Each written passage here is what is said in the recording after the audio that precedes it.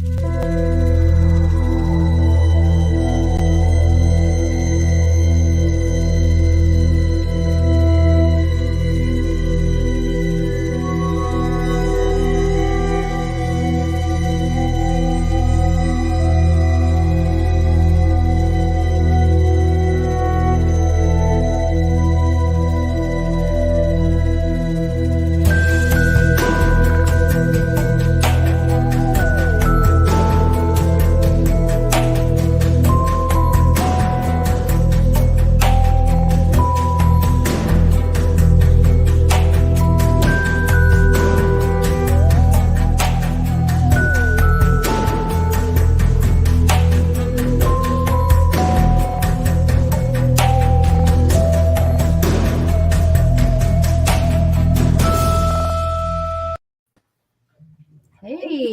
good evening. How's it going? How are you? Good, good. Glad to be here. So, it's nice to meet you. I've never met you. I just heard some good things about you. A lot of good things. Thank you. So this is, ladies and gentlemen, my Paranormal Brew audience. This is Tobias Wayland. Am I saying Wayland right? Yeah, absolutely. So, and you have just had you have a book out about Mothman, but I want you to start at the beginning and kind of, how you got into this. And then, I mean, this is your show. So I'm going to try to shut up because I know nothing about Mothman. We talked about that prior to coming on. And there are two separate areas that Mothman is, that you have told me, and I only thought there was one. So this is exciting. I'm excited to learn. So Cool. With that said, I'm going to shut up. And I just want you to just tell us your story. Okay. Well, I can start at the beginning, I guess. So for anybody who's not familiar, again, I am Tobias Wayland, and I am the writer and editor for the Singular Fortean Society. And so the other half of that team is my wife, Emily, and she does all of the like photo and video stuff, creates the design aesthetic for our site and the covers and layout for my books and whatnot. And we started that back in 2016. And, it was something that we both decided that we wanted to do because we were interested in this stuff. And that is to say weird stuff, the paranormal Fortean phenomena, and we were sort of looking for a way that we could contribute to the field. And so we started the Singular Fortean Society, and our goal with that is sort of, oh, go ahead. You might be on your way to answer this, but what does that mean? Yes. Okay, so you're on your way to that explanation? Yes, that is exactly where I was headed there. So okay, shut up. The goal, behind us creating that is sort of in the name, So for anybody who's not aware, the word Fortean comes from Charles Fort, who was an early 20th century collector of weird news stories. And so he would collect these weird news stories from all over the world. He would as damned data, this inconvenient data that had sort of been disregarded by both the religious and scientific authorities of his day because it didn't really fit anybody's narrative. So we're talking about strange rains of frogs and lights in the sky and stuff like that everybody just sort of wanted to ignore because it didn't fit into their worldview. And so he would compile all of these news stories and he would write about them, and he would sort of speculate what might be behind it, and he would make connections.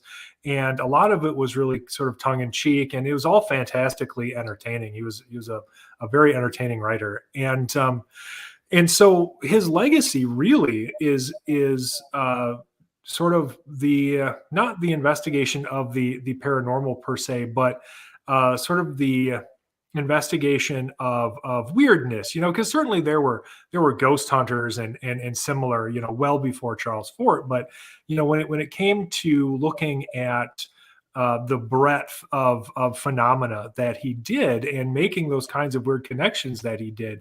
I mean, nobody had really done that, and so you see his influence in everybody. Frankly, from Brad Steiger to John Keel, Lauren Coleman, all of these household names, I suppose, if you're into weird stuff, they were all heavily influenced by Charles Fort. And so, um, we chose that word specifically because we didn't want to focus on any one area. We weren't just about ghosts or UFOs or cryptids or anything. Because, well, like Fort said, one measures a circle beginning anywhere. And that is to say, by studying any aspect of these phenomena, you can learn something about all of it. So studying ghosts and hauntings can teach you something about alien abduction, because frankly, they have a lot of similarities, a lot Sure. of very weird commonalities.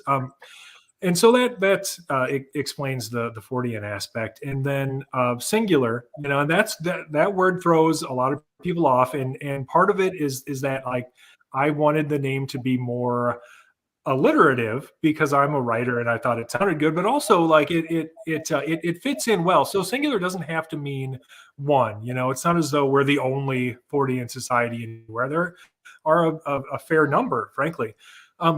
Singular can also mean unique or remarkable. And so my thought process there was, well, I think everybody's perspective in this field is valuable. Everybody's opinion matters because everybody has a unique perspective. Like everybody's experience, I think can contribute to the whole of this field if we look at it holistically. And so what we really were looking for were singular Forteans, that is to say, unique and remarkable people approaching these subjects in the same way, with an open mind, sort of looking for commonalities, studying things holistically, and then wanting to build a sort of society or club or organization around that idea. Wow. And That's pretty that's cool. Thank you. Yeah, hopefully we have accomplished some of that. Certainly we always have more that we would like to do, but I think I'm pretty proud of what we've done so far. And I so, think I love how different it is. thank you. Yeah, I mean that was one of the things that we had considered. When we were starting out was what sort of niche could we fill here? Like what aren't people doing? And this back in 2016, and I think that we frankly found ours. Because there weren't a lot of people doing what we do back then. Especially when we decided that we really wanted to lean into the paranormal journalism, because Mhm. at that time there wasn't a lot of good journalistic coverage of weird subjects. It wasn't something that the mainstream media took very seriously. And even when it came to more fringe outlets, like many of our peers, you would have either a lot of very credulous sharing of stories without properly vetting them, or people not doing any research, just sort of putting stuff out there without knowing if it was true, or even having investigated it at all to give people all of the facts. Or you would have people's blogs, which are great, but at the end of the day, a blog is really just somebody's opinion. And we were striving for a little more objectivity than that.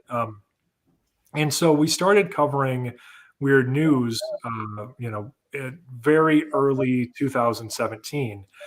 And it wasn't too long after that that I saw a trio of weird winged creature sightings out of Chicago. They had come in So through. you saw this with your eyes, like you saw this. Oh, I didn't see the creatures. What I had seen was reports that Oh, okay. That's what I was yeah. gonna ask you, like, is it you do you take people's stories and you go and investigate and research and then, like, write about them, or are you experiencing things? I mean, you're doing this. I mean, you would I mean, I would think, like, being in the paranormal, I know that researching and investigating and doing it a lot, it's like a muscle, and the more you do it, the more you open yourself up to it, the more you experience. Mm. So with you doing that, are you noticing, do you have personally have had experiences? Oh, I definitely have. I mean, the whole reason that I'm interested in this stuff is because That you of have, okay. a lifetime of having weird experiences. Yeah, I like to tell people that if I hadn't experienced the things that I had growing up, I probably would have been a pretty normal, if a little nerdy guy who wouldn't be interested in any of this stuff, frankly. But because I experienced what I did and continue to, it's these subjects have taken on a great importance in my life. And so I haven't seen Mothman. Certainly I've had other weird experiences. I've had experiences while out investigating cryptids. One of our good friends, Jay Bachochin, here in Wisconsin, he's a pretty prolific Bigfoot and anomaly investigator. And we've gone out in southeastern Wisconsin with him, quite a few times. And I've definitely experienced some things out there that I can't explain. Were they Bigfoot? Maybe. Mhm. I never got a good enough look at anything to say with 100% certainty, but I've certainly experienced things out there that just defy explanation. Which And is so, awesome yeah, it's really interesting, in because itself. go ahead. No, I was gonna say that's awesome in itself. The fact that Oh, you've never physically really have, you can't say 100% what you've experienced, but still you are motivated and driven with passion to research this stuff and to write about and to share about it, start a society about it. sure. Yeah, I mean, even my personal experiences that I had ever since I was a kid, they're open to uh, different, varying levels of interpretation. Like throughout my whole childhood, I would see shadow people and have weird like nighttime visitation experiences and things similar to that. And it was all very terrifying, frankly, when I was a kid. And what I would do, and this is sort of how I really how I got into this even before the Singular Fortean Society, is I would have these weird uh, uh, e- experiences, be it seeing a shadow person or waking up at night and seeing some weird creature or something. And I didn't know what to do with that, frankly, because this is back in the 80s and 90s. And my parents are great people, but they didn't know what to do with it either. And I don't think they ever took it seriously enough to feel like they needed to take action until I was already a grown up writing books, frankly. Right. And so I didn't have many places to turn, And so when I was a kid, I liked to go to the library anyway. I've always been a voracious reader, and so I found books by a bunch of weird authors, like I mentioned before, like Brad Steiger and John Keel and Whitley Strieber and people like that. And I read their books and I was like, wow, the stuff they're talking about in there is very similar to the kinds of things that have happened to me. And there was a certain catharsis in being able to read about other people's experiences that were so similar to my own. And so when I was in my 20s and sort of deciding if I wanted to finish school and thinking about things that I wanted to do with my life, frankly, one of the things that really stuck out to me and that I ultimately sort of landed on was I wanted to try to provide for other people the same relief that I had found in those books.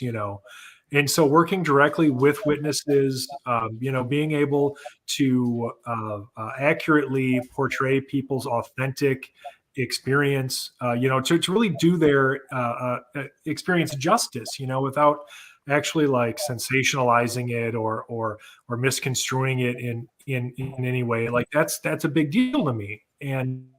Uh, I'm really glad that that's something that I can do, through the Singular Fortean Society and my own writing. So all of which sort of led up to these 2017 sightings, which were the beginning of the Lake Michigan Mothman stuff. So So, go ahead.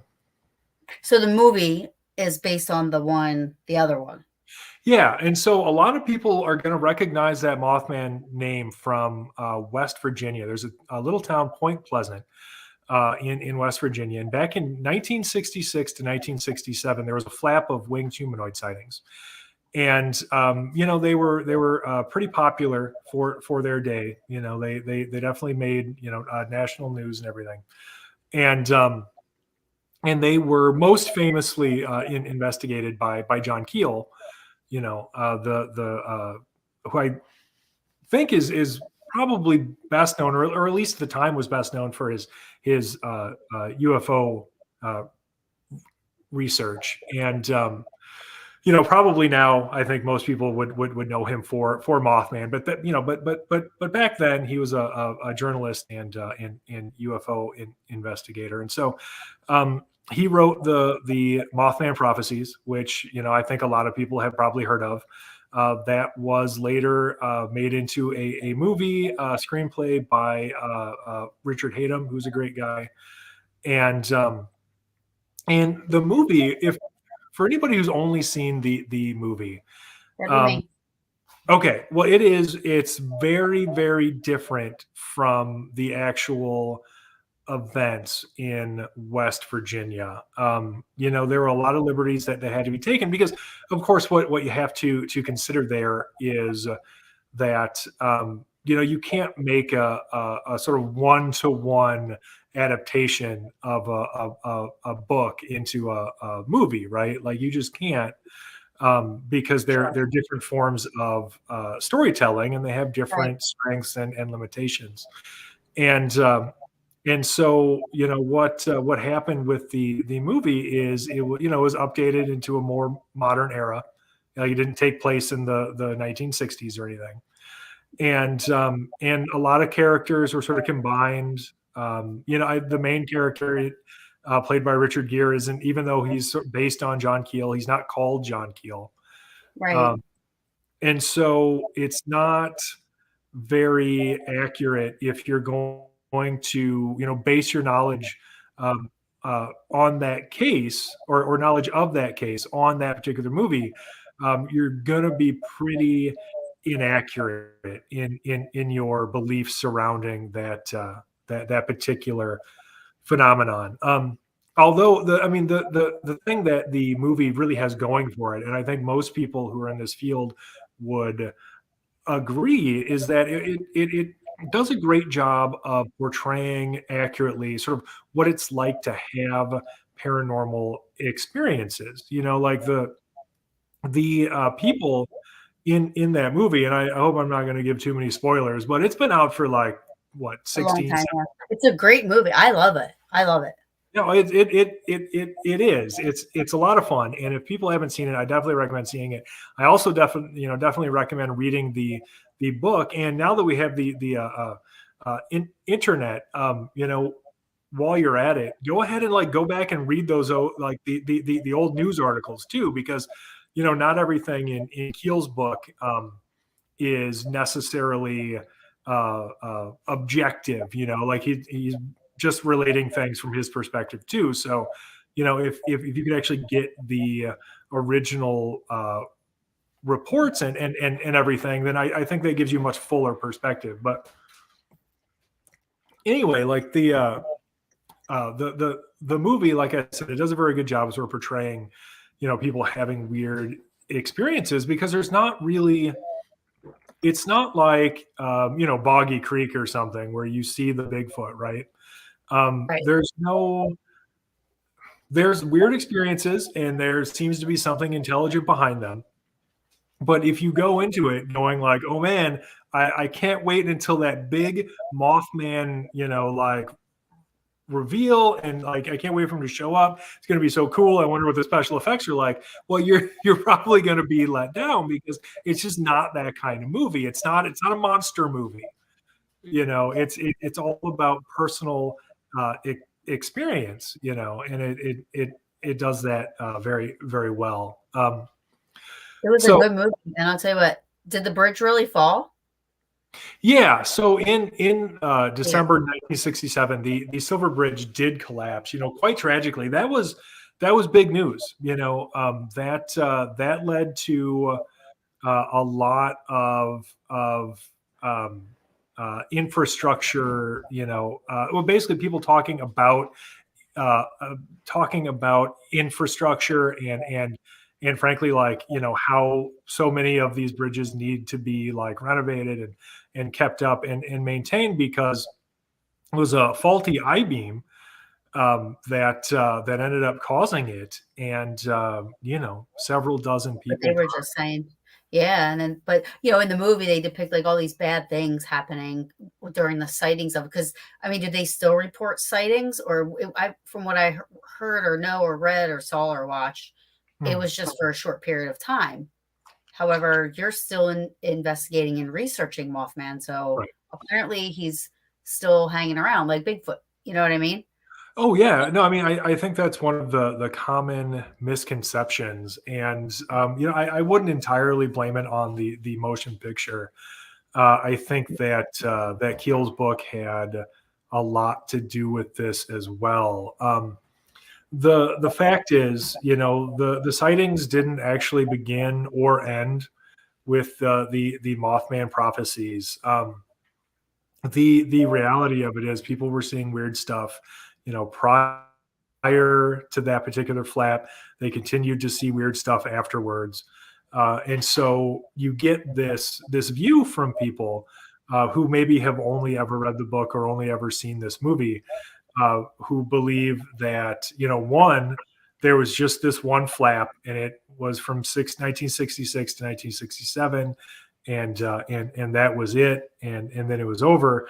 And two, you get this strong sort of harbinger of doom angle, when it comes to Mothman sightings, because certainly, well, that was a narrative that started with Keel. My personal opinion on it is that there really isn't any evidence to support that harbinger of doom narrative. There doesn't seem to be any connection between the Mothman sightings and the collapse of the Silver Bridge, Right. because they kept going after that. We've had them in very similar sightings in other places. I think what the Silver Bridge provided more than anything was a convenient narrative ending to John Keel's book. Because most people, and this is something I've struggled with just writing about weird subjects like this, is most audiences, that is to say most people, they like a good tidy narrative. They want a beginning, middle, and end, and they want it to flow smoothly, and they want things sort of wrapped up. Like they want the various storylines within this narrative to be all wrapped up and concluded. And it's very difficult to do with these subjects because, as we all know, things in real life are really never that easy. And especially when it comes to stuff like this that we know so little about, and that never really ends, it's very difficult to provide that in an examination of these subjects. And so I think that, like I said, what Keel needed and what he recognized, because he was another one of those very entertaining writers, is he recognized that this was a good narrative ending to his book. It was a good hook because it gave people that harbinger of doom thing that's proven to be very very popular with audiences. And certainly when they were making that movie, I mean, that's a no-brainer. That's a slam dunk. Of course, you're going to work that in, because that just makes for a really good movie, frankly. Yeah. Whether it had anything to do with anything is it's immaterial at that point. It Right. doesn't really matter because you're just trying to make a good movie. Yeah. So, True. And it was a good movie. right. So mission accomplished. Right. So getting back to Michigan. Okay. So you had these three reports. Sure. So That you there said were there were three reports or trilogy of three of them or something like that in Michigan. Is it only Michigan and West Virginia that Mothman's been spotted, or has it been spotted in other states?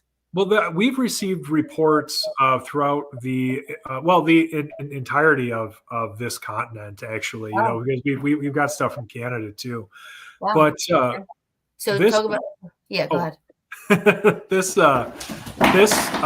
particular trilogy of reports actually came out of Chicago. So these were out of Illinois, and they actually came through the Mutual UFO Network case management system. So MUFON published these three reports that they received, and they all described these weird winged creatures in different parts of Chicago, and they all came out in spring of 2017. And so this was a story that I picked up for the Singular Fortean Society, and frankly, there wasn't much to it. Like this story didn't really have much teeth or anything, because um, there just wasn't a lot of follow up that was able to be done with any of the witnesses. And much later, I actually talked to Sam Moranto, who was or is the state director for MUFON in Illinois, and he told me that they were really never able to follow up properly on those particular reports, because they had limited email contact, and that was basically it. And so at the time, I didn't have a lot of information about them, and so I sort of wrote this short article for our website, and I thought that was going to be it. I didn't think there'd be anything else to this, but that's not what happened. Next thing I knew, there were reports coming in left, right, and center. Seemingly just dozens of these sightings over the course of the next several months, and they were coming in largely to Lon Strickler over at Phantoms and Monsters, and Manuel Navarrete over at UFO Clearinghouse, and then here and there you would get them other places. And so I interviewed Lon and Manuel separately, very very early on.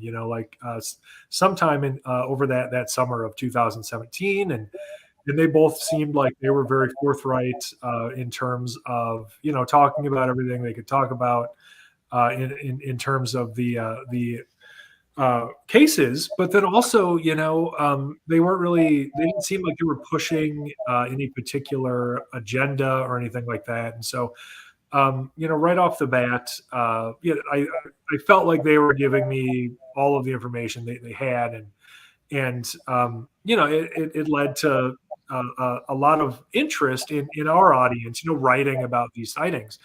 And so it didn't take very long before Lon asked me and Emily, if we would like to also help investigate these sightings. I mean, we don't live very far from Chicago, but at the same time, because we're in southern Wisconsin, we were also getting reports in our own state, and so there was lots for us to do. And it wasn't very long after that before we started getting reports sent to us directly. And yeah, I mean the rest. Were you still working with MUFON, or were you kind of just doing your own thing then? I had volunteered as a field investigator for MUFON. Oh boy, years and years ago. But I was done doing that for probably Oh gosh, now I have to do math. How old am I and Yeah, when but did I start? so you know people there, right? So you Yeah. coming to them with something, they're gonna listen to you more quicker than they would listen to somebody like me saying I saw three dots in the sky. You know, I don't know about that. I think they would take you seriously no matter what. Oh, I okay. think I think that I was able to work with Sam pretty well. Maybe because I was a field investigator and I kind of know how MUFON works, and so I was able to communicate with him better. But really, rather than a former MUFON field investigator, I was talking to him as a journalist more than anything, you know. Right. Right, right. But yeah, I mean, he was always very, also, very forthright. I didn't feel like he was holding anything back. Like there are certain levels of anonymity that have to be maintained, and I always understood that because I do that for witnesses too. Like if somebody comes to me, um, I have to know who they are. But if they're not comfortable with other people knowing their name, then I'm not going to share it. As long as I can Right. verify their story, then there's no need for them to necessarily be in the spotlight. But To not beyond want to that, be which I in think the is spotlight, understandable. I think you could take even more seriously because they're not coming out for like fame, money, and this and that. Like they're coming to Right. you because they've experienced something and they need help. And they want to Yeah. remain anonymous and say, yes, you can share it as your, case studies or files, but I don't want to know, I don't want anybody to know who I am. Yeah, no, I mean that's a really good point, and I think it's something that people should consider because a lot of these stories obviously have aspects of high strangeness. Clearly, it's very weird to report something like a winged humanoid. I mean, that should be impossible, for a number of reasons. But Right. I can tell you that I have spoken to a lot of people who were absolutely, in my opinion, trying to authentically relate their experience to me. And their experience, whatever it turns out to be, was very, very strange. But Hmm. like you said, a lot of them didn't want any attention. They certainly weren't looking for their 15 minutes. They didn't want to be on a television show. When they would share their story, or they would give me permission to share their story, it was usually because they wanted to learn more. They were hoping other people would come forward and they would get more information, about what they might have seen. And so Right. all of that to me speaks to these people's honesty, regardless of what you think that they saw. The reality is they saw something they couldn't explain, and it had a big effect. Right. And that's something that we have to take seriously. For sure. And you can tell that. Like I talked to Travis Walton, and it doesn't matter if you believe him or not. When you talk to him, he went through something. Yeah. To this day, you just know he went through something that was traumatic, and it's hard for you to not believe it after talking to him and seeing that conviction just by having a conversation. Oh, Um, definitely. I've only ever met Travis once. We were speaking at the same conference, and yeah, I mean, he was a great guy, very authentic, yeah. just sort of down to earth, very very normal dude, very easy to get along with, have a conversation with. Yeah, 100%. So there's a couple of people here that have said, I just want to get to these people just in case there's more stuff that comes up. Hi Tata. Um, I He's a same thing I said to you. I see a Hans Holzer ghost behind you. Have It's you hard checked? to miss. It's I know. other side. Actually, It's huge. Yeah. it is so huge. And my laptop is actually sitting on it because I have to raise it up a little bit because my desk is too low. So I'm actually Nice. looking at it. But yeah, great book. He wanted to know if you checked out his witches book. No, I probably should though. I've got this one behind me, and then I've got his Ghost Hunter book. Um, and those, like, that's the Hans Holzer that I've read. I'd be interested, I think, to hear what he wrote about witches. Witches are certainly something of a contentious subject, I think, in a lot of circles, because, well, I can give you my personal take on witches. I think that there's a lot of confusion about the historical witch, in modern, like, neo-paganism, right? I Hmm. think that a lot of, well, for instance, you can trace it back to, like, Margaret Murray, right? In the 19th century, she was an Egyptologist, and she was a legit Egyptologist. She knew a lot about that subject, but she started writing about Europe.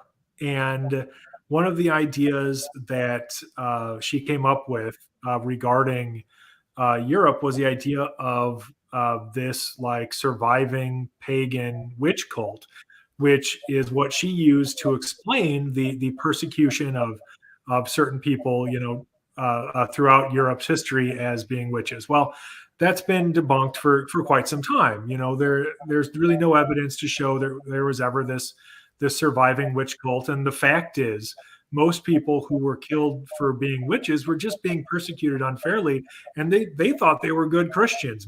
Right.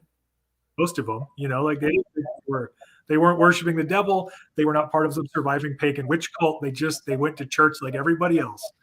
Um, but what you've got today are a lot of people who have followed in those footsteps. So you can think of, like, Gerald Gardner. Back in the mid 20th century. He really took off with that, and he became very popular. Created, the neo pagan religion, as most people know it, in the form of Wicca. And it's all sort of based on this erroneous belief regarding witches, and all of these historical inaccuracies, unfortunately.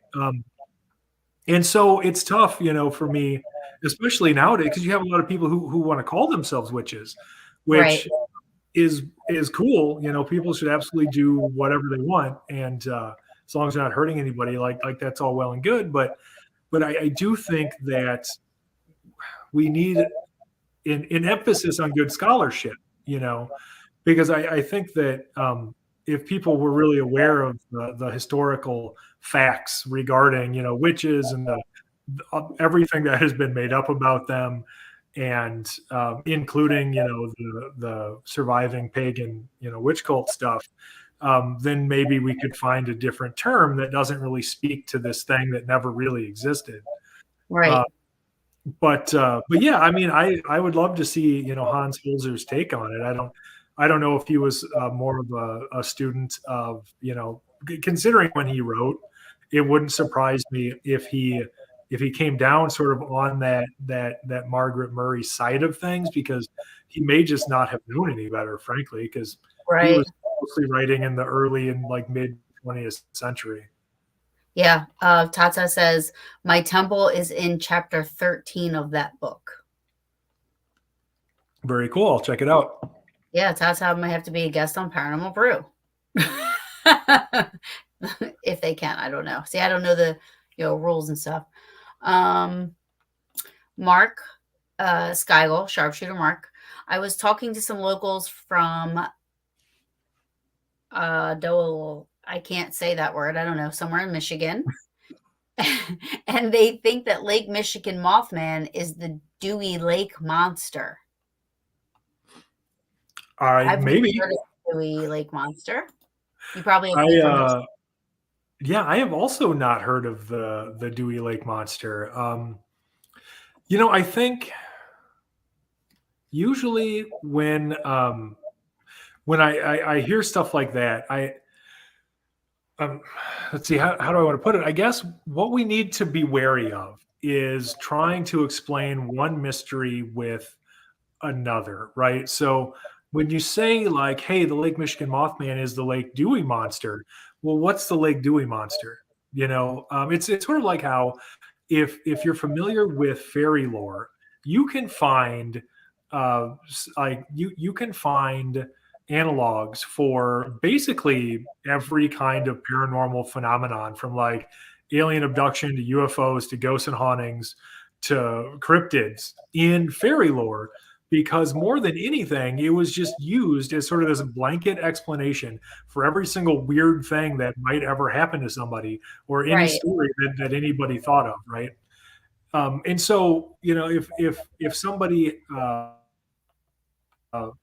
heard some weird noises in their house, and or their cupboards slamming, or woke up and found all their stuff moved, or they saw some weird lights out in a field, they found a crop circle or something, they'd be like, oh, that was fairies.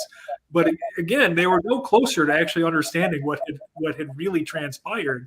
They just had this blanket explanation, and so they were explaining one mystery with another, and it got them no closer to the truth. And so, if somebody had a definitive explanation as to what the Dewey Lake Monster was, and we absolutely knew what it was, and that really did explain all the Lake Michigan stuff, awesome. Like that would be fantastic.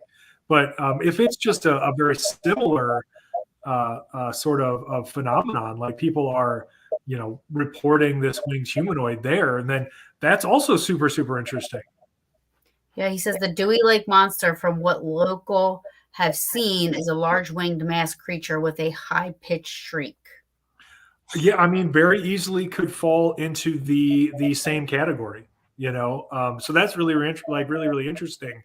Honestly, thank you. I'll definitely look into that. But yeah, I mean, that just sort of superficially sounds very, very similar. And especially being in Michigan, so you've got that connection geographically with the other sightings that have largely taken place, within a couple 100-mile radius of Lake Michigan. Yeah, it wouldn't surprise me. It sounds Well, like it I mean, could be related. well, I mean, who's to say if Mothman exists, this winged creature, who's to say that he can't go in water? Nobody. Yeah, I mean, who knows? Like anything's possible, frankly. Anything is possible, right? And I Yeah. think I have to ask you this. So I investigate ghost spirits, whatever you want to call it. Us as I always say this all the time.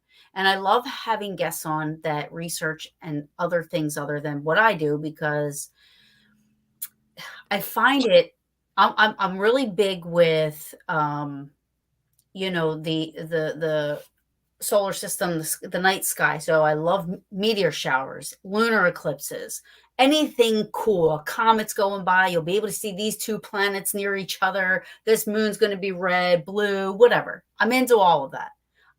I personally don't think I've ever seen anything identified flying up there, right? Um, some of my investigations have been in woods and Gettysburg. I've investigated all over that land. I've never seen Bigfoots or anything like that. I went out with somebody. I went out with a team that was going to investigate Bigfoot, just to have the experience to see the difference between how I investigate this and how they investigate that. Um, I think I had some things happen, but I can't be sure. I have no idea. Um, but I find it odd that, like, there's certain people that only experience certain types of things. So for me, I say maybe it's all the same thing. It's just in how you're perceiving it or how it's being shown to you, right? So we could all be seeing Bigfoot, but it looks like Casper to me, and it looks like Mothman to you, and it looks like a green guy with black eyeballs to MUFON. You know what I'm saying? I'm just loosely Sure. making, but who's to say it's not all the same thing? Well, that is a very Fortean perspective. Frankly, that's something to consider. Because there are a lot of commonalities.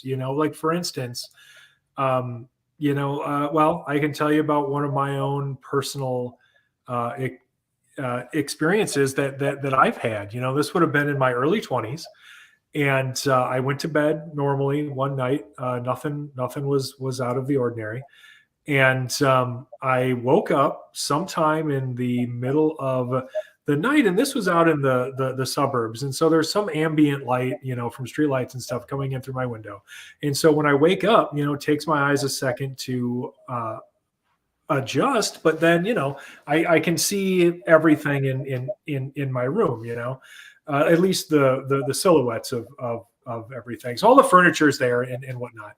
And I notice immediately that like my perspective seems to be skewed, and it takes me a second to realize that the reason for that is that I seem to be floating several feet above my bed. And so I'm looking around, sort of wondering what the heck is going on. And as I look to my left, I see this figure standing next to my bed. And I look at this thing, and it looks like nothing more than the solid black silhouette of a human being. Looked like a man, frankly. And so this thing is just standing there next to my bed. And I have the distinct feeling that I'm not supposed to be awake for this. Now I wasn't paralyzed or anything. I could move, but because I seemed to be floating, I decided it wasn't a very good idea for me to try to do so, other than moving my head to look around. And so I look over and I see this thing, and it reaches its hand out. And I always interpreted this as comforting, but I don't really know what its motivation was. And it puts its hand on my chest, and when it does that, I'm lowered back down to my bed, and it just disappears. And that's the end of that particular experience. And the reason that I mention it is because you could talk to a paranormal investigator, and they might liken that to some kind of ghost or haunting experience. They might say, well, that was a shadow person, and who knows what it was doing. Or if you talk to a UFO expert, they're going to, maybe say, well, that's a classic alien abduction scenario. And I've received similar reports from other people who have had similar experiences of like shadow people or these shadowy silhouettes, observing them in bed, observing other people in bed. I talked to this woman up in Rogers, Minnesota, who had something very similar happening around her grandson, who seemed to be being observed while he was sleeping by this shadow person, very similar to the one that I had seen. Um, and so you look at that kind of stuff, and yeah, I mean, depending on what your particular bias is, you could categorize it as several different phenomena. But the reality of it is, we have no idea. It could be any of them or none of them, frankly. Just Right. who and it's the same with anomalous lights, for instance. Like you get people reporting these weird lights, and again, if they're into ghosts, it's a go it's a ghost light. If they're into UFOs, then it's something to do with UFOs. It's a Sure. drone, or like a flying saucer drone or something. And so it's really just a matter of perspective. The reality of it is, we don't understand enough about any of this stuff to be, well, in my personal belief is that we don't understand enough about any of this stuff to be very comfortable about trying to really strictly define any of it at this point. Right. It just doesn't make sense. No, and that's the thing, like, and that's what I mean. Like, I mean, I'm an investigator, so when I'm investigating, I'm just investigating. So although I did see something at Hinsdale 2 weeks ago that I thought was a deer at first, then I thought it was a bear, and then it was coming towards us. So I ran in the house. So I did not stick around to see what that was, because to be honest with you, I thought it was a bear. But two of my friends stayed outside, and they thought it was a deer. And then they said it when it went to turn towards the house, it kind of got the back of it got wispy. So they were like, no, I don't think that was a deer. Like, they weren't sure what it was. And the weird thing was, we had a FLIR and we had a night vision camera. or night vision binoculars, and Hmm. we saw a cat. So we both looked in the FLIR and looked in the night vision goggles to see what an animal looks like looking through both. I did see this thing on the FLIR, which made me think head on. It looked like, I thought it was a deer, but then when it turned, I said, "Oh my God, that looks like a bear." And then I pulled a dude run and I was out because I thought it was a bear, because I put my flashlight on it and its eyeballs were kind of going like this as it was Hmm. walking. I was like, it's coming right for us. It's walking this way, and I ran in and they stayed outside. And at first, like they said, they thought it was Bambi, but then they're like, we don't know what it was. Right. Hmm. But I didn't stick around to find out. And I don't know what it is, but like that, I would say that that'd be the first time that it was afterwards, because like I could say I thought it was a bear, and I took off. They saw something else happen. You know what I mean? I didn't see what they saw, Sure. Well, but I do know we that's still, always tough too, though.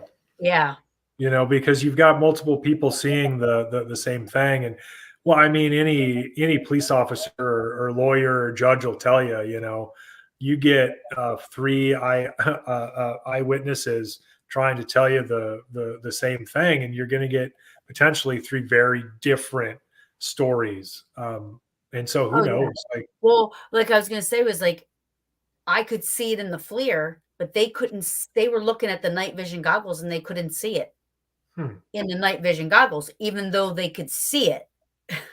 So that was weird, because that was the only thing that's weird about that right. is we both know we could have looked. We looked through. We saw that cat walking through the field. We knew it was a cat. We could see it on both things.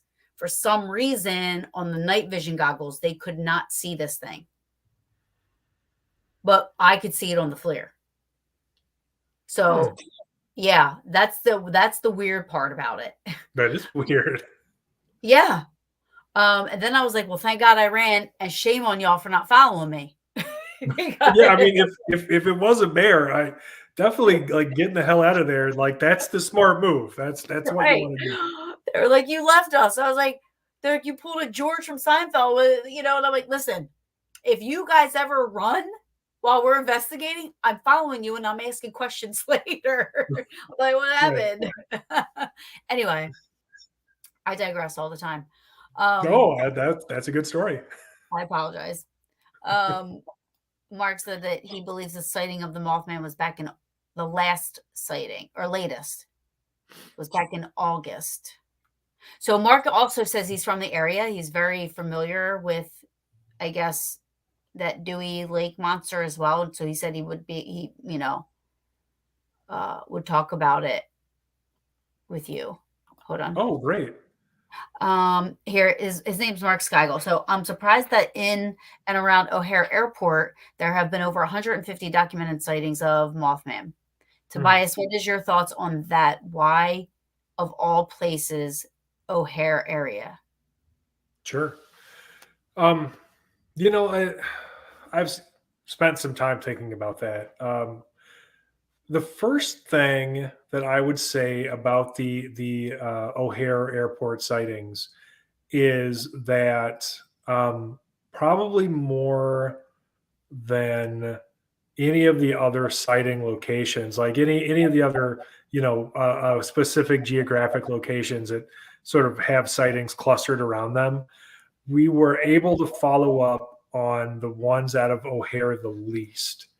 And so some of them really need to be taken with a grain of salt, frankly. Not because I know that anything, isn't, isn't honest, certainly everything I've seen from other, people working on this, like Manuel or Lon, or even myself, I like to think I'm pretty open about it.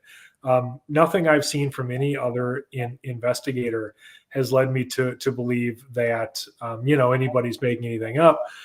It's just when you don't have what I would consider the appropriate amount of investigation go into a case, then I can't say with any certainty what actually happened. One, but also I can't say with any certainty that it for sure did happen. And I hope that that makes sense and that I'm explaining myself correctly, because I feel like there is a tendency in this field for people to have this dichotomy of everything is either 100% real or 100% a hoax.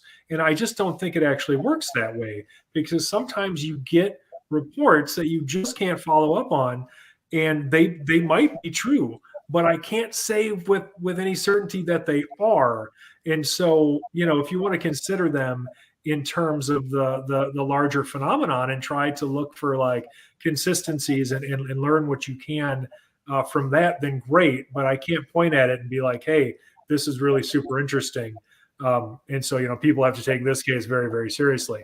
And that's a lot of the stuff that's come out of that area, unfortunately. And I know they've got a lot of like a large amount of attention, because O'Hare obviously is this huge airport. It's one of the biggest airports in the entire country, if not the world. And so seeing weird stuff come out of there is it's very interesting for people. So that being said, there are some cases that have come out of there that I've investigated personally that are very, very interesting. And cases where we've had direct contact with witnesses, where I've been able to speak to witnesses directly. And I don't know that the airport itself is of a great importance. You know what I mean? It almost seems um, well, looking at just Lake Michigan, for instance. Lake Michigan was always sort of a convenient geographic feature that I could point to and say, hey, for whatever reason, we're getting all of these weird winged humanoid stories just surrounding this Great Lake. I don't know that it has anything to do with the actual lake, like if there's any real connection, but it is a convenient geographic location for me to point to, and I can say, hey, it's the Lake Michigan Mothman, because all of these reports are coming from within a couple hundred miles of it. And so that might be the case with O'Hare too, because a lot of the reports are really coming from surrounding communities.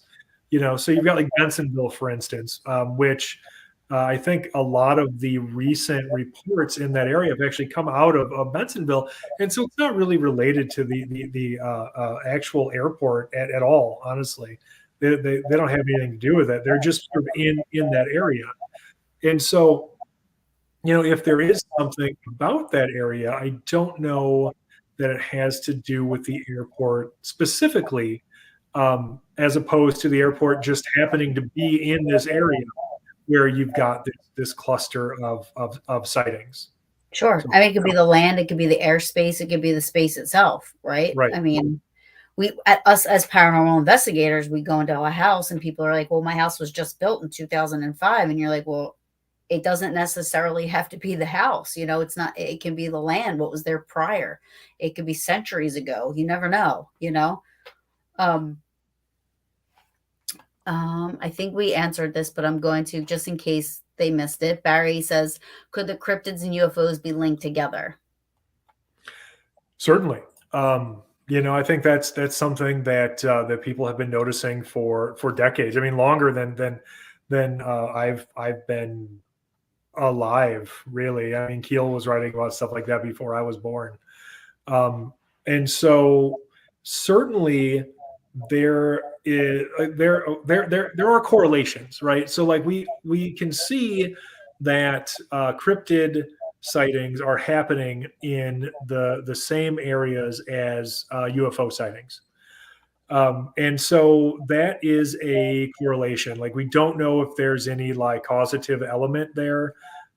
If say, for instance, if Bigfoot was coming out of flying saucers or something, like we don't know any of that. All we do know is that these two phenomena, cryptids and UFO sightings, do have a tendency to be reported in similar areas. And so, that sort of opens up the door to questions like, well, what are UFOs? What are cryptids? If well, for instance, a lot of the UFO reports that come out of these cryptid sighting areas are really um, they are more anomalous lights than actual like large structured craft. And so at that point, there's all kinds of speculations that we can make about what that might actually mean. Like what if um, these weird lights are a sort of like side effect, or epiphenomenon of travel between universes or something, right? um, or something similar. What if the balls of light are a form that a certain cryptid could take to travel to travel faster or between dimensions, or who knows? So Right. I mean, that's all speculation, of course. Right. But it's the kind of stuff we have to, I think we have to ask ourselves, because it sort of leads to avenues of of inquiry that might actually get us some answers. Yeah. I'm just saying, Jing is checking in from Indonesia. So I want to give a shout out to Jing. She is from Indonesia and she's saying hello to both of us. She's a very big fan of the show and a part of BB3 TV. So I want to give her a little shout out there. Very As cool. much as I can. So Mark Skywell, Sharpshooter Mark, has there been any sightings from the other Great Lakes or just Lake Michigan only? Certainly, the majority of sightings that we've received have been from around Lake Michigan. But that isn't to say that there haven't been others in other places. Even other Great Lakes. Because there could be an issue of reporting more than there really being any lack of sightings in those other areas. No, I don't know specifically of any others that have come out of any of the areas around other Great Lakes. So, I couldn't say, but I can say that, I mean, as far as I know, we haven't received any. Okay. Haunting history. Yes, I apologize. I did write there that I was going to get to everybody's comments, but so haunting history says, I just joined, so if you covered this, my apologies. How much involvement of the Men in Black has Tobias researched, and does he believe they had a direct link to Mothman? Which brings, I'm glad that they brought this up, only because I am a very big fan of Justin Bamforth, who researches a lot of Men in Black. And he has these phone calls. His one case I'm like absolutely obsessed with. Gary Sudbrink gets these 4 phone calls. He has these on his website, normalparanormal.org. And the phone calls are so odd, but they remind me of the phone. Now I know it's just a movie, but they remind me of the phone calls that Richard Gere got in The Mothman. And that's what I guess in the movies portraying as the Mothman, maybe. I'm not, you know what I mean? Like I only saw it a couple of times, but I feel like that's what I remember. So, Hmm. you know, I feel like I look more towards like a Men in Black type of a thing because of that aspect of it. But I'm interested to know what you think. Sure. Certainly there were reports, just a handful of weird, Men in Black encounters from West Virginia back in the 60s surrounding like that flap. There wasn't any connection shown definitively in terms of like paranormality or anything. They certainly seem to be behaving very strangely. um, Although and this is something I like to joke about with my friends. Honestly, as far as that Point Pleasant flap goes, like the Men in Black there, they honestly remind me of nothing more than just real awkward UFO nerds, frankly. Even like some of the stuff that they're talked about doing, where like I think one of them like picked up a pen and the perception of, I want to say it was Mary Heyer, who was a journalist in Point Pleasant who worked very closely with John Keel on those Mothman sightings. Now I want to say it was, she had the experience, and she talks about this guy picking up this pen, this Men in Black, and acting like he'd never seen it before or something similar. And it's completely something I could picture me doing, just out of like social anxiety or something, like just picking something up and sort of fiddling with it awkwardly, like a total weirdo. And so I Right. don't know that to be true, but certainly there was the possibility in Point Pleasant that you had amateur investigators from a variety of UFO organizations that existed at that time, because it was a relatively popular, pastime. People joining these UFO orgs, um, and so it's not outside of the realm of possibility that Hmm. that's what that was. Now, certainly there are other much stranger Men in Black uh, reports that have come out since, and so that certainly doesn't explain all of them. My personal experience with Men in Black is that I have not ever seen any. No witnesses with whom I've spoken have ever really reported anything like that. They haven't reported being visited or anything similar. I've never been visited or anything else. And so it's just one of those. It's one of those weird phenomena that, like, it almost seems a little dated now. Like Men in Black were kind of like big in like the like mid-century, like all the way through like the 80s and 90s, and then I kind of stopped seeing them represented anywhere. Um, Hmm. so I don't know why. Like there are some pretty weird places you can go with that. Like, for instance, if like some people believe what the Men in Black were disguised, like these otherworldly beings sort of trying to disguise themselves as humans. Maybe they just picked a different disguise, you know. Right. So they're like, well, this one we have since learned is very weird and off-putting, so we're not going to do that anymore. We have a better disguise now. So who knows? Yeah. I mean, I think Gary and Justin kind of gear it more towards the extraterrestrial side of that, the phone calls. But they just reminded me of what the phone calls were in the movie. You know, Oh, sure. that's what they reminded me of, and that's the best way I can explain it. And you can hear they're 3 minutes long. There's four of them, but like the verbiage and the way it sounded and how it talked and what it said, and this and that. Like, definitely, I don't think that was Men in Black, but definitely something un unworld. Like it was odd to listen to. Like I almost felt like I was intruding on a conversation. Like I shouldn't be listening to it, but I Hmm. couldn't stop listening to it. You know, it was one of the Yeah. things where you're like, wow, this is so odd and strange. Like, you just got that feeling.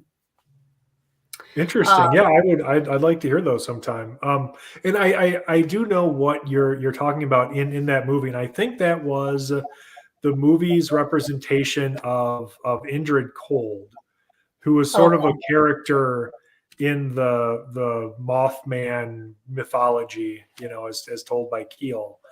Um, but yeah, he was Oh like, he was a seemingly like a UFO or saucer occupant yeah. who had spoken to somebody. And so yeah, I mean, it was very weird, and people did report having those like weird anomalous phone calls, and similar sort of like high strangeness uh, Yeah.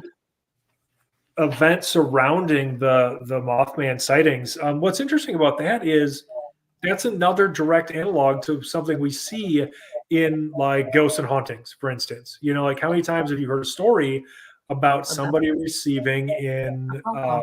anomalous phone call or something as part of in actual haunting. Yeah. Mitch Albom wrote a book about it. It said a phone call from heaven. And he took stories from people who have received phone calls. My 3-year-old niece received one, so it happens, or something happens that I can't explain. I can't say for sure what it is, but Right. something happens. But yeah, and they're parallel. Who just know like, but who's to say like what my if I received that phone call, would it come through to me as a spirit or somebody I know, a familiar voice, just for me to be able to understand and say, yeah, this was, or would it come through like that for somebody else? You know what I mean? It's just, and is it your perceivance of what's happening, or, then you have some people that swear they've never experienced anything at all, no matter what, you know? Right. Yeah, no, it is definitely weird. And yeah, I think that's something that we have to consider. I was just seeing haunting history, Yeah. talking about the Dan Aykroyd Men in Yeah. Black sighting. That is interesting. Now, if you oh boy, I wish I could remember the name of it. He had that UFO documentary that he made, where he talks about UFOs and stuff. And when he's talking about that, he gets into his like Men in Black sighting. So he was filming some movie or something, and he goes outside to smoke, and he sees, yeah, like this guy dressed in black, sort of standing outside of the stereotypical nondescript black sedan that people talk about Men in Black driving, who's just kind of looking at him, making him uncomfortable. And I believe how the story goes is that the project he was working on was canceled like just after that. And so that's Oh, interesting. but people are thinking that he left himself, but you're saying like it got canceled, but still. Well, I think the story as he tells it is that it ended up getting canceled, because I'm trying to remember, because he tells this whole story on this documentary he made. Oh, that's cool. That Dan Aykroyd actually made. Like, and he's it's great. You should check it out. He smokes like the whole time, and he's just sitting there like smoking cigarettes, like talking about UFOs and stuff. It's Really? absolutely fantastic. And like, yeah, part of that is him talking about this like Men in Black thing that happened to him, Wow. and how this project he was working on got canceled. But I feel like his interpretation of that was more like government spook, right? Than Oh, anything okay. like extraterrestrial, you know. Gotcha. Like the government shut this whole thing down as like a warning to him or something.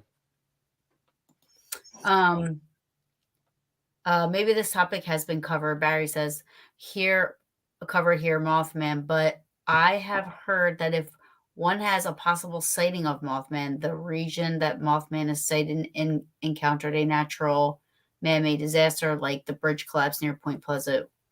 Yeah, we did talk about that. I think you had said that they did find fault in the bridge, right? Yeah, So, I mean, yeah.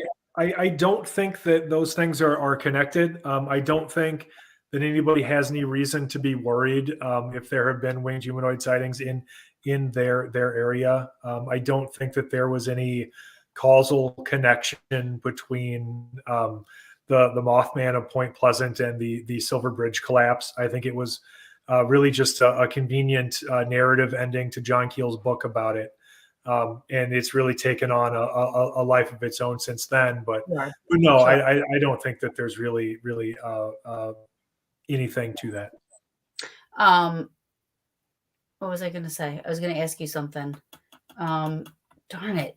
I hate my ADD brain because I'm listening to you, and you know what I mean. And then like I forget what the heck I was going to say. No, I get it. Like, I'll start a sentence, and Uh, like in halfway through my thought, I don't remember like where I started, and so I don't know where I'm going with it anymore. And it happens a oh, lot, okay, I got it. honestly. So you keep going back and forth. One time you're saying a winged humanoid, and another time you're saying Mhm. Mothman. I just want to know, is it just ghost spirit, or are you differentiating two different types of creatures. Oh no, yeah, I use those It's the same interchangeably. thing. Okay. Yeah, I I mean, just wanted to at make least sure. when I'm using it. Yeah, I don't mean it to mean anything else. Okay. Is it safe to say you believe in Mothman? It's yeah, I think it's certainly safe to say that I believe people are having anomalous experiences that they can't explain, and I believe that there is a possibility that those experiences exist outside of our current understanding of the universe and how it works.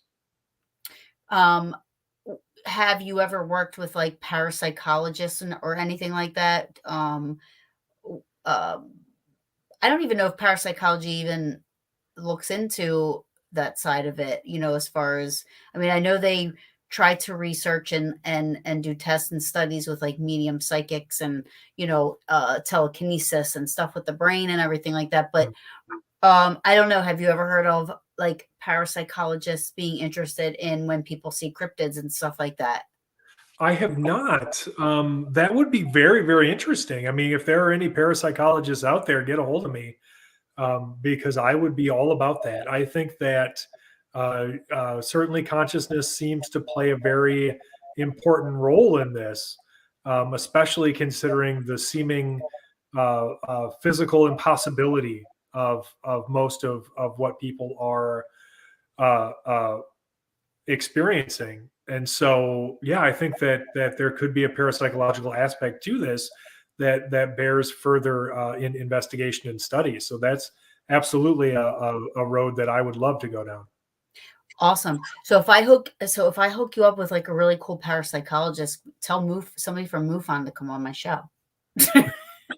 Sure,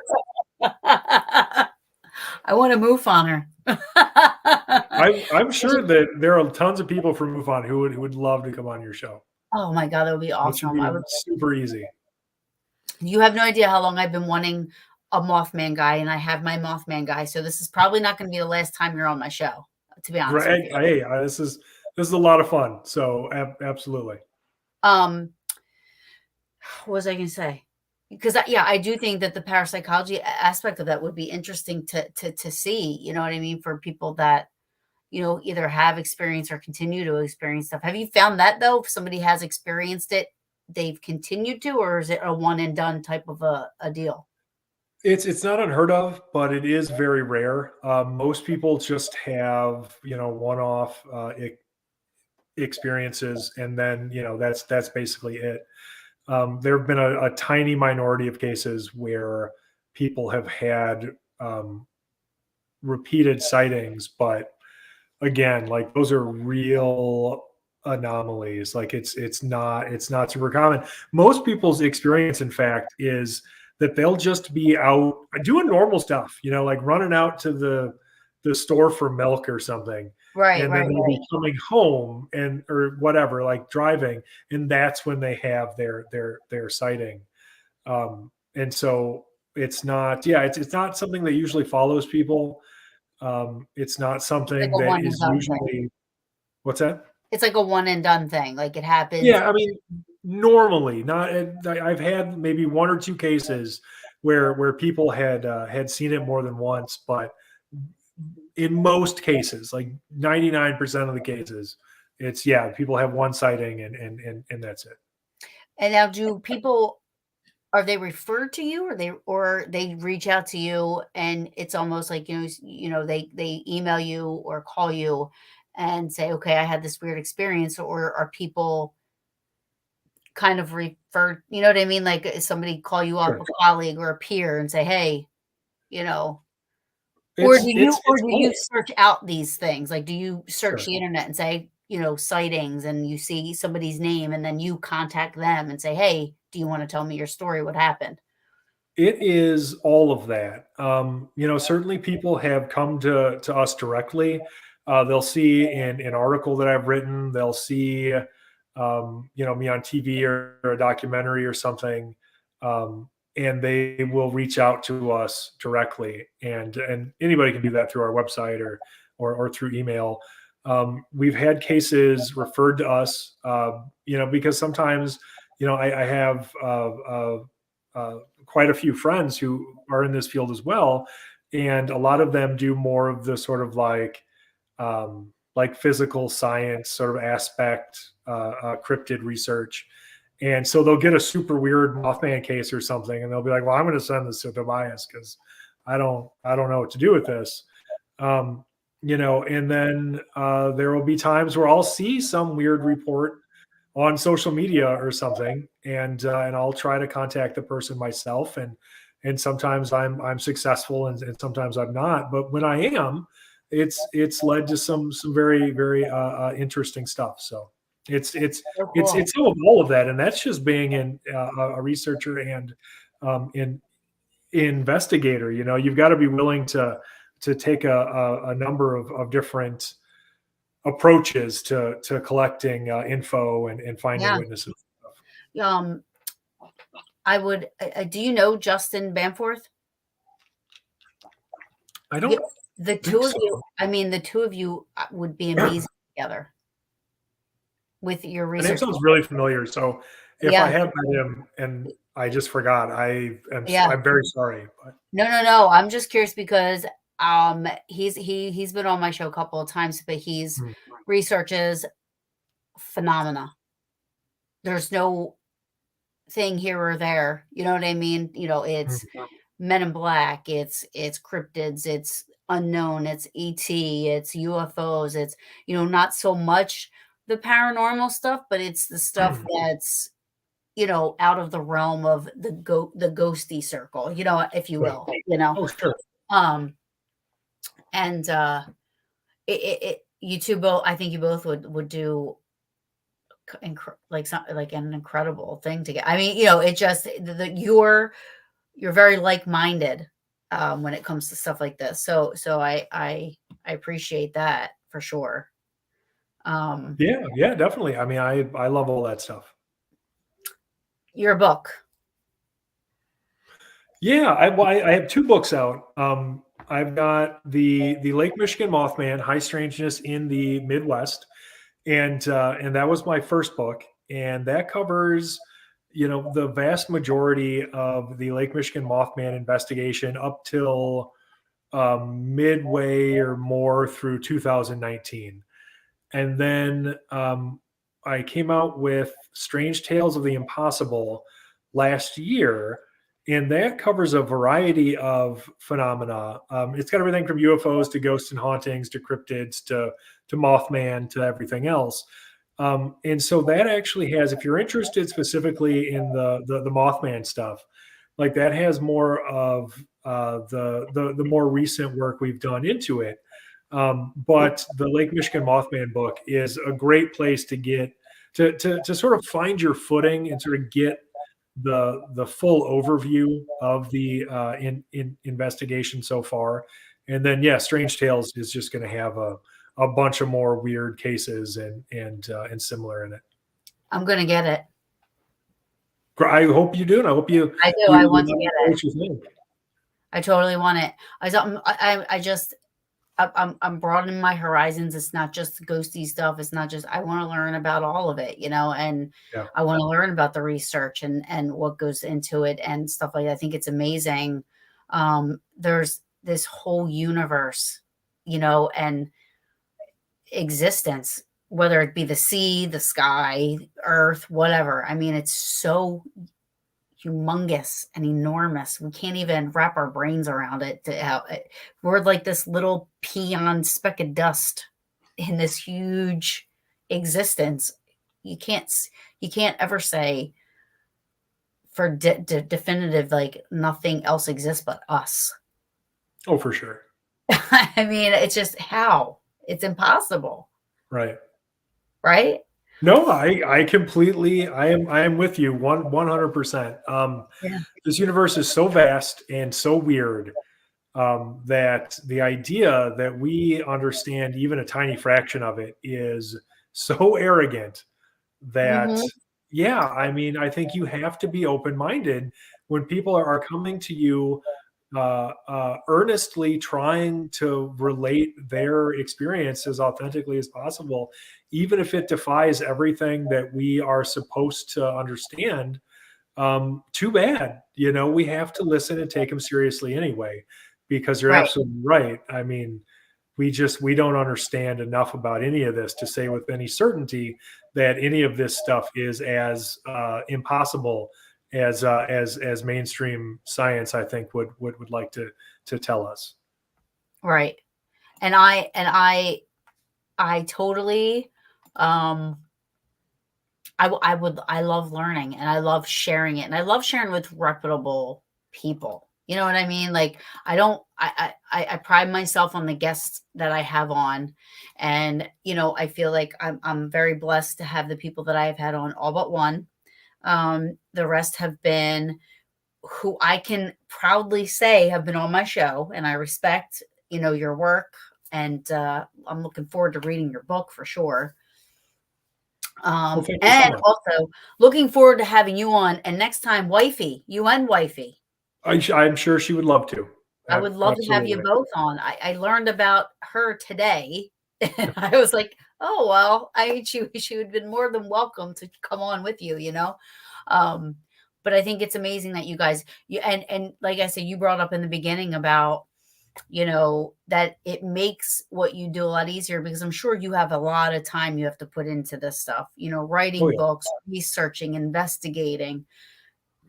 I mean, I mean, I, I'm sure investigating is almost similar to what we do. I'm sure you have to go out to the location. You're there for a couple hours a day or two. I mean, I don't know what you would, if somebody said, "Hey, I had this." Do people call you for more than just Mothman? Like, do they call you Oh for? yeah. Yeah, I mean, honestly, the Mothman stuff is a minority of what we do overall. I mean, that's why my second book covers for a huge variety of different things. Like I said, from UFOs to cryptids to ghosts and hauntings and everything else. We've got even weirder stuff in there, time slips and similar. Interesting. Because yeah, I mean, people contact us about everything, and that's what I want. I don't want anybody to ever be afraid to get a hold of us because they're like, oh, this is too weird, or they won't be interested in that. Trust me, nothing is too weird, and we are interested in everything. That's So awesome. yeah, I mean, we try to do it all. That's awesome. And it's good to have that avenue. Like you said, back in the day, these people that were experiencing these things, they were looked at as weird Oh yeah. and crazy. And, thankfully now, there are avenues for people to go to reach out, and seek help if they are truly, afraid or have these experiences, and, you know, um, have somebody to tell it to that's going to listen instead of laugh and, make fun of them. It's interesting because you brought this up. You said that, a lot of times you'll get something, but you never get that follow up. So like you can never come. Justin says the same thing. He said he'll get people that contact him, and say, I had this experience and this and that. But then when he responds and tries to research and look into their claims and help them, so he never hears back from them. Like it's always like that, and it's very frustrating. Where on the Mm. paranormal side of it, sometimes you can't get somebody to go away. You know, you know what I Sure. mean? I say that respectfully, but it's true. I mean, I've had I clients get it. where, and it's like you can't get them to go away. So that's foreign to me as far as trying to, they reached out to you guys for a reason, and then it's like, you know, cold feet, Mhm. and why is that? Obviously you don't know because you haven't talked to them again, Right. but why is that? Why does that happen? Well, we can only speculate, but I think you could look at the relative popularity of ghosts and hauntings and how they've sort of gained this mainstream acceptance over the past 20 years of popular reality television shows, frankly. And Yeah. so, like you can go back to like Ghost Hunters when that first came on, and the credibility to the paranormal field that lent, not because nobody else was doing that stuff before them. Of course, there had been a century of people ghost hunting prior to that. Right. Um, all the way back to what, like Catherine Crowe in the 19th century, and no, but because the show was popular and it spawned all of these other shows and all these other networks trying to mimic that show, and enough of them were popular now where it's gained this mainstream acceptance because of how popular all of that stuff became. And so I think you've got people who are much more, and now you've got everything from ghost tours to a specific ghost show about every single ghost related thing you could possibly ever think of. And it's no longer weird for people to talk about it. It's no longer embarrassing for people to talk about it. Right. Makes sense because we have people who want to report ghosts to us, like they want help with those kinds of specific paranormal experiences too. And you're right. I think that like one of the big differences I've sort of seen is most other people um, have this reluctance. But if somebody thinks their house is haunted or something, they're all about it. They're all about talking about it, and they'll talk about it as long as you want, often longer than you want. And it's totally different. It really is. I mean, when I had Justin on and we went and we played those phone calls on the air, on my show, I reached out to the guy that received those phone calls. And let me tell you how much begging I had to do to get him to come on my show, because they're not, people are not as accepting, and which is weird to me when everybody says, well, it's all under the same paranormal umbrella. Well, if it is, then why is it so crazy for somebody to see a UFO or experience a Mothman or a Bigfoot or whatever? Why is that? Why do automatically are people like that? And I'm not saying everybody, but it's automatically you're like, I'm not sure, people question their sanity, or they question, Sure. their story. You're absolutely right. And it's so bizarre because I'll be at a conference or something, and I've literally had people come up to me and they'll be like, "Oh, I believe in ghosts, but like, oh, when it comes to Bigfoot, I just don't know." And I'm like, seriously, you just said you believe in ghosts. Like, is I know. Bigfoot like that far out there? Like you could at least entertain it as a possibility, I do. right? I do entertain it as a possibility. Right. Absolutely. That's all I ask. But, Yeah. like it's just you do get a lot of people where they've got their specific like subgenre of the paranormal in which like they are interested, be it ghosts and hauntings or UFOs, cryptids, same thing. Because you'll get Bigfoot researchers who are like, oh, ghosts are ridiculous, or oh, UFOs, that's all stupid, that's all made up. And it's like, dude, are you even serious right now? I mean, Like think about it. If you it can blows believe, my mind. yeah, if you can believe in a Bigfoot, why can't you believe in a spirit or a ghost, or you At know what least I be mean? Like, open-minded about it. yeah, yeah, right. Or at least be, and I say that all the time. I'm always like, listen, I've never experienced a UFO or a Bigfoot or anything like that, but I can't say that it doesn't exist. And I can't say the people that have experienced or say they have, they're not crazy, because then I could be crazy, Yeah. right? With my stories. And you know what I think? I think the problem is, okay, hi, is this. You brought up a good point. Okay, so Ghost Hunters comes out. Ghost Hunters, I remember watching that show, and my brothers busting my balls and people busting my balls for watching it because they never found anything, right? Nobody wanted to watch the show. Now, these are people that were not into the paranormal. They weren't enthusiasts. They weren't novice. They wanted to see the fake YouTube videos, what are on now. They want to Right. see the entertainment part of it, right? Where Ghost Hunters, when they first came out, were really showing you investigations and showing you how they go and showing you how to deal with a client and showing you how this, so it to me was educational, right? These are guys that I looked up to, and I said, the show's awesome. You're not always going to find something somewhere. It's not always going to work that way. You Right. sit in the dark. I go live on almost all my investigations. I have 5 people watching. Nobody's going to sit there and watch us really do an investigation for 5 hours in the dark talking about what No, diner because are we going to. I it's mean, so no, boring. Yeah. right. And then you're right. These shows took off, and then you started to have these Bigfoot shows, right? But the Bigfoot shows and all those shows were automatically ghost adventures, if you will. You know what I mean? Like Sure. they didn't start with this platform of having this footing where if it was you going out and researching these claims and you're investigating and you're really showing people like this is what it's like. Now, granted, it's TV, right? Ghost hunters had to add a little bit, even back in the day, you know, they have to make it entertaining and they have to break it up. But for the most part, they were how people were investigating. You know what I mean? So it was cool to watch, you know?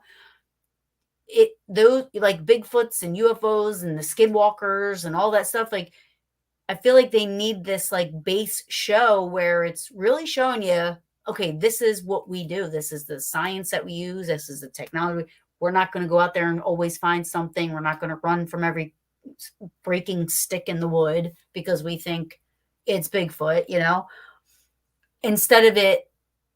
Because I feel like that kind of has, and even the fake YouTubers and the shows nowadays, they're making a mockery of our passion, our way of, you know, this is, people are like, oh, that's your hobby. I'm like, this is my passion. There's a difference, you know, Right. and it's part of my life. You know, it's the hardest job I do that I don't get paid for, but you know, this is my passion and I'm serious about it. So seeing that stuff on TV, you know, the craziness, you know, or on the YouTube, you're like, you're doing nothing for us. Like we're trying to go forward and it's stagnant, you know? So I feel like bringing people like you on and reaching the audience of the paranormal, the ghosties and this and that, you know, it's refreshing and it's something new because we're thirsty for knowledge and you know, the people that are in this for the right reasons, we're thirsty for the knowledge and the education and the learning and broadening our, you know, horizons in the paranormal umbrella, you Right. know? So I appreciate what you do. Well, thank you very much. I think that is an excellent perspective, and it's all too true. Unfortunately, you know, there is a lot of BS out there, and it's actively encouraged by television networks and television producers. You know, because they don't care. At the end of the day, no television network or producer or anybody involved on that side of Right. paranormal entertainment cares about moving the ball forward in this field. They do not Right. care about getting to No. the bottom of anything. They care about ratings. They want to put butts in seats. And yes, identifying every single speck of dust and insect as an orb, and maybe implying that that orb might be demonic or something, that gets Yes. viewers. You know, Yeah. like that. There's your Yes. ratings, and it's too bad. I mean, and I know from personal experience, just talking to friends of mine, you know, not everybody on TV is full of it, but darn near everything on television is, if Right. that makes sense, you know, because Absolutely. certainly, you know, like I've got a lot of friends who will go and like they'll do the whole talking head thing on a variety of different shows on television. But they're serious about these subjects. It's almost like that's just one of those things that, you know, especially if you're just trying to make a living, right? That you almost have to do, and it's too bad that we can't get more authenticity out of those shows. You know. Yeah, for sure. For sure. I mean, and even for I say all the time for this younger generation that's going to come up behind us, which is why I have all these people on that are old school, the OGs, you know, the people that have been doing this that they don't know about because, you know, they kind of fell back in the shadows of the, you know, the craziness of all the hoopla on the Netflix and the TVs and the travel channels and the YouTube, and everybody seems to be so number driven and money driven, and here you got these awesome people that have done a lot for our community. And again, when I say that, it's under the entire umbrella, that it's kind of stopped because their voices still aren't being heard, you know? Mm. And that needs to happen because they Yeah. just keep getting lost, and there's so much knowledge out there and research that got us to where we are right now. We just have to continue to go that way, and hope people like you don't stop doing it. No, I wouldn't worry about that. It's definitely a passion project for me too. So I Yeah. mean, for anybody who thinks that, yeah, I mean that we're just raking in cash, hand over foot or anything, like we're not. Like almost nobody is. Honestly, while we're talking about television, like most of the people that you see on these paranormal television shows, they have day jobs. They have to. Yeah. You know, Hmm. most authors, most investigators, researchers, like you either have some form of wealth privilege, like maybe you got rich doing something else, maybe you were born rich, maybe you married somebody who has a bunch of money, but like otherwise you're working for a living, and if you make any money on this stuff at all, it's not as much as people think. So you definitely need to be invested in this Hmm. personally to actually do it, because otherwise Yeah. you will find out very quickly that it is not worth it, Right. honestly. Yeah. I mean, I had Jason on, and he said, that we bring the show to Travel Channel, so he has a little bit more control over what gets put out there, the content and this and that. But a lot of the shows that get signed, you know, they're under total control of the production company and the TV show and this and that. So if they're telling you to jump when you hear a beeping noise, they're going to jump when they hear a beeping noise because they're telling you that's what you have to do. Whereas Ghost That's your Hunters is job. more right. Whereas Ghost Hunters is like, I'm part of that I own it, so I have a say in what gets put out there, and Mm.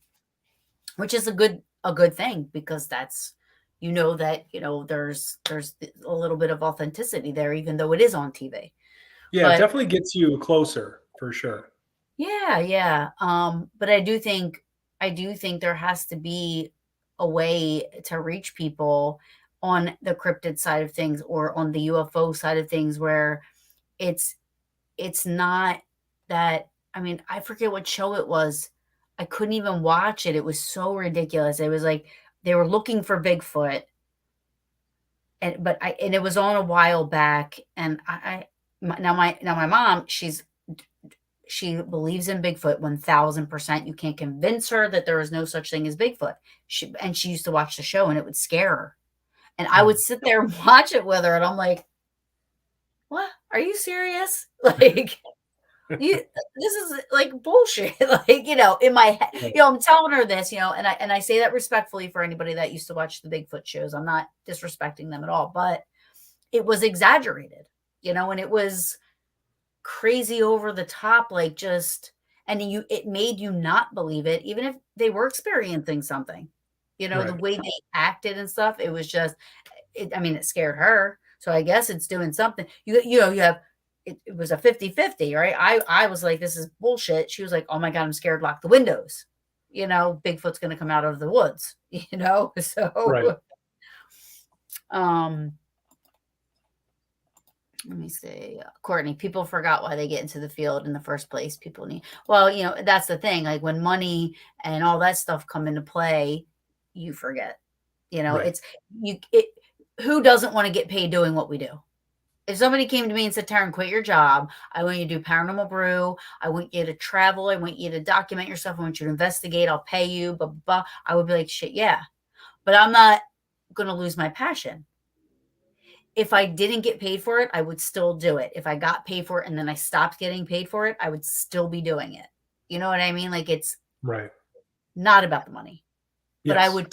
I would take money to do it for sure. Of So I could quit course. my job and do it all the time. It would be the best job you ever had. Totally. Right?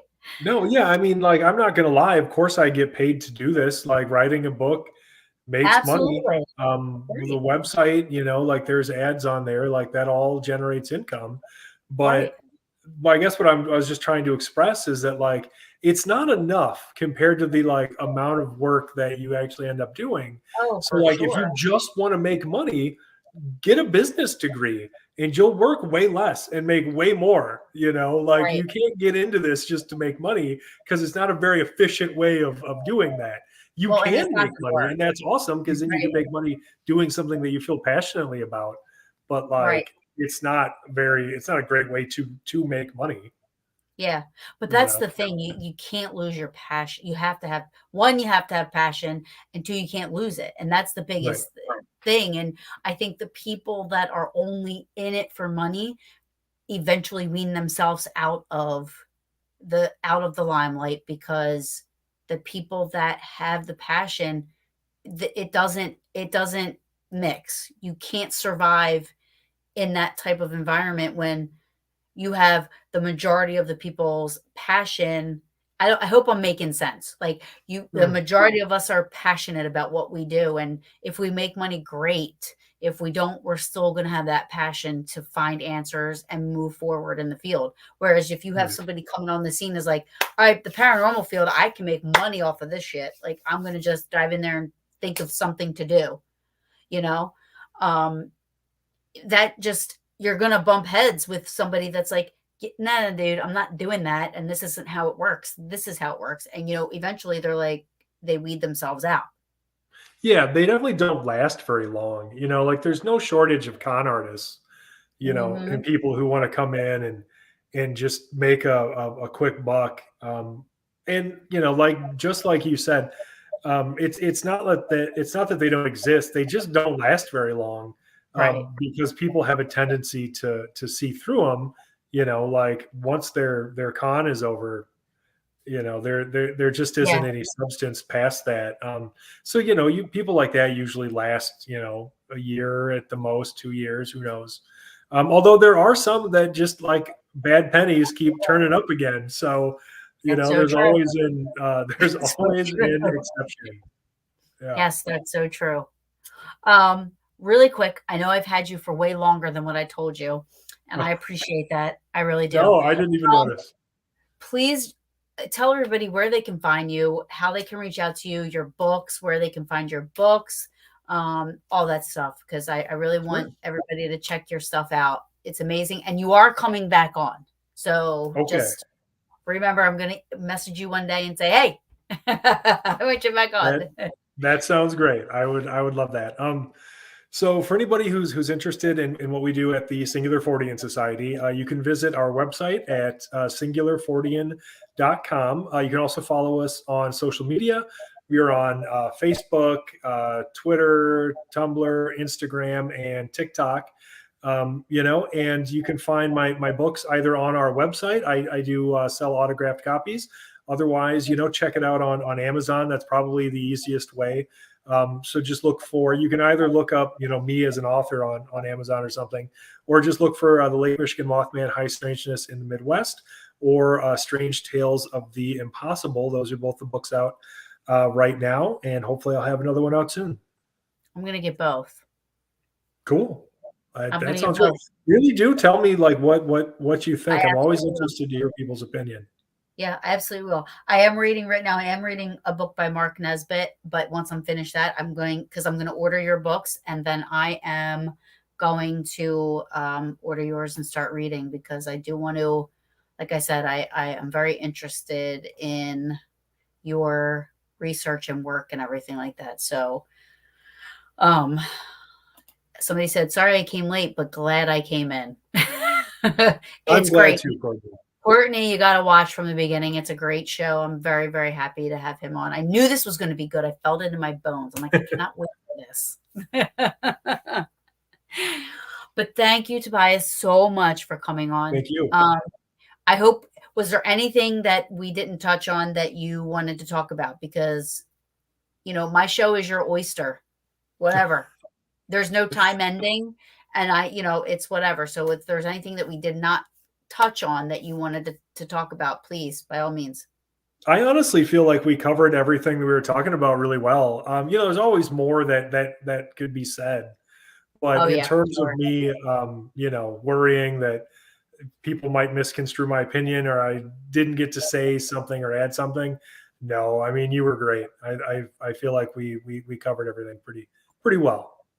Yes, awesome. Ajing from Indonesia, thank you for the great show, Taryn, and always. Thanks, guys. There's everybody saying what a great show it was, and it was. This will go down in history as one of my faves and one of my replays when I'm not. I have my little replay list when I'm not actually going live. If I'm like on Oh, sure. vacation, I love replaying my favorite episodes. So this will That's definitely great. go down into that folder. Tobias, thank you so much for coming on. Thank you. Um, happy hunting, and You too. Yeah. and tis the season for sure. Yeah, Um, right. did you notice if stuff bumps up around Halloween? Really quick, I know I was about to let you go, but No. That not at all. That's been on my mind lately. I've never noticed that. It's something that is really interesting to me, and I've tried to collect reports specifically on like Halloween, because everybody talks about it, and this is something that goes back centuries, right? yeah, To the Celtic Samhain, right? And so I've always been interested on whether or not there are actually more paranormal experiences reported like on or around Halloween, and I've never been able to find anything to indicate that's true. I would love it though. So if you have experienced something paranormal on Halloween, or even like the 2 days after Halloween, so like All Saints and All Souls Day, like any of those 3 days, if you have experienced something unusual, could be a ghost, haunting, UFO sighting, cryptid sighting, psychic experience, I don't care. Get a hold of me because I'm very, very interested in that. awesome. You guys heard it. Reach out to my boy here because I'm interested to know. Right? Right?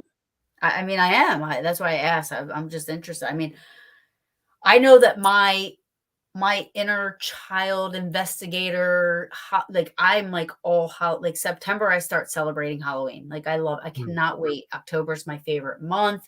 Everything is Halloween. Everything is ghosty and spirity and unknown. And you know what I mean? Like just, it's Oh like yeah, it's supercharged, sure. So I'm assuming that's for like everybody in the field and in the community, I'm sure they're all like, yes, Halloween, it's great. All Right. this Well, you stuff get is a lot more attention, like there's just more appearances this time of year. There's more like people lectures. reaching out and like, and all that stuff. Everybody's watching horror movies, which is great because I love horror movies. I think, for me, it's just that this time of year is when I think the subjects that we care about like this get the most attention. And so Right. that really feels like a special time. Uh, Tata says you must come to NOLA over Halloween. It's awesome. Oh, I bet. That sounds amazing. Yeah. Yeah. Yeah.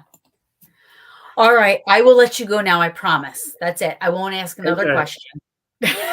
Thank Fair you enough. for joining me. You were amazing. And Thank thank you you, so much. everybody, for watching. And I'll see you guys Sunday. I'm having a spooky Sunday episode, but I will see you guys then.